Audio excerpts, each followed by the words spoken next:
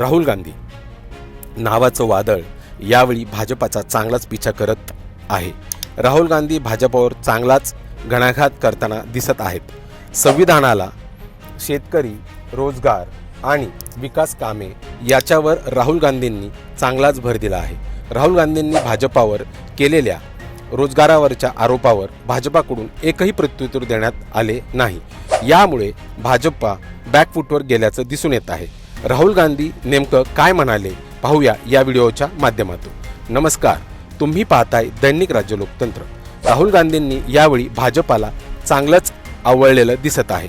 दिल्लीमध्ये न्याय मंचच्या कार्यक्रमात राहुल गांधींनी तरुणांशी संवाद साधला। यावेळी ते म्हणाले, विमानतळ सरकारद्वारे बनवले जाते आणि ते अदानींना भेट दिले जाते। देशातील बंदरे, विमानतळ आणि पायाभूत सुविधाबाबत हेच घडत आहे। देशात मोजक्या लोकांना कंत्राटे दिली जात आहेत। देशाचा पैसा मागास, दलित, आदिवासी आणि गरीब सर्वसामान्य वर्गास खिशातून काढून मोजक्या लोकांकडे जात आहे। यामुळे काँग्रेसच्या जाहीरनाम्यात महिला आणि तरुणांसाठी संधी निर्माण करण्याचा मार्ग सांगितले आहेत, असे ते म्हणाले। पुढे गांधी म्हणाले की देशातील सर्वात मोठ्या 200 कंपन्यांच्या व्यवस्थापनात एकही मागास, दलित, आदिवासी आणि गरीब सामान्य वर्गातील व्यक्ती नाही।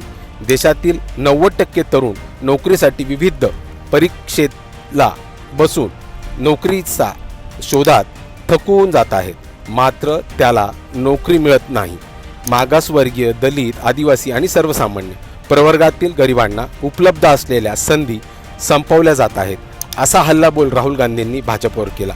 राहुल गांधींच्या बेरोजगारी मुद्द्यावर तुम्ही सहमत आहात का? भाजपा बेरोजगारी मुद्द्यावर गप्प का? तुमच्या प्रतिक्रिया आम्हाला कमेंट करून नक्की कळवा आणि लोकतंत्र चॅनलला सबस्क्राईब करायला विसरू नका। धन्यवाद।